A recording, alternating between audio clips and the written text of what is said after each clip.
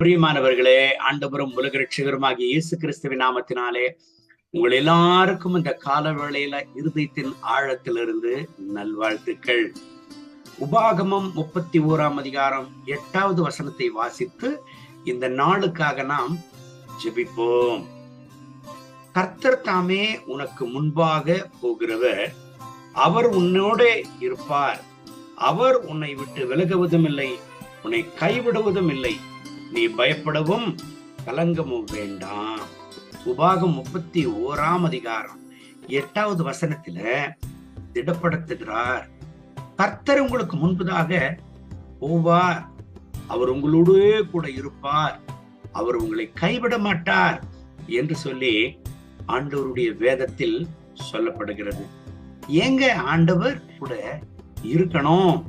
ஏசாயா 41 அதிகாரம் 10வது வசனம் சொல்லுகிறது, அவர் ஏன் கூட இருக்கிறார் என்று சொன்னால் உதவி செய்யும்படியாக.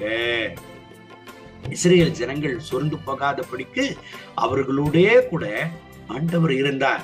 அவர்களுக்கு முன்பதாக ஆண்டவர் போனார், அவர்களுக்கு ஆண்டவர் உதவி செய்தார், அவர்களை கைவிடவே இல்லை.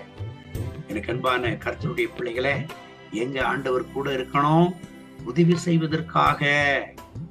அவர் கைவிடுகிற தேவன் அல்ல என்பதை உறுதிப்படுத்தும்படியாக அவர் கூட இருக்கிறார். இந்த கர்த்தருடைய வார்த்தைகளை கேட்கிற எனக்கு அன்பான தேவனுடைய பிள்ளைய, இந்த கால வேளையில ஒருவேளை நீ கைவிடப்பட்டிருக்கிறாயா? உன்னோடு கூட யாருமே இல்லையா? தனிமை தனிமை தனிமை என்கிறதான ஒரு எண்ணம் உன்னை வாட்டுகிறதா? கலங்க வேண்டாம்.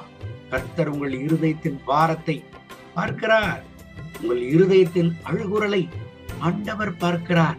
உங்களை அவர் கைவிடவே மாட்டாரு. உங்களோடு கூட அவர் இருந்து உங்களுக்கு உதவி செய்கிற தேவனாக அவர் இருக்கிறார். கர்த்தருடைய வார்த்தையின்படி கர்த்தர் உங்களை ஆசீர்வதித்து இந்த நாள் முழுவதும் நடத்துவாராக. உன் கண்களை மூடி ஜெபிப்போமா?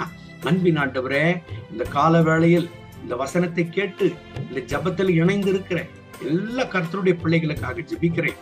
இவர்கள் கண்ணீரை துடைப்பீராக, இவர்கள் கதறலை மாற்றுவீராக. இவர்கள் யாரால கைவிடப்பட்டிருந்தாலும் என் தேவனே அந்த சோர்வுகளை அப்புறப்படுத்தும், அந்த அசதிகளை அப்புறப்படுத்தும், அந்த பலவீனங்களை அப்புறப்படுத்தும்.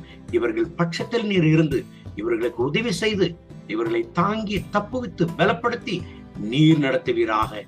இவர்கள் துக்கம் சந்தோஷமாக மாறட்டும். மகிமை கனம் துதி உமக்கே.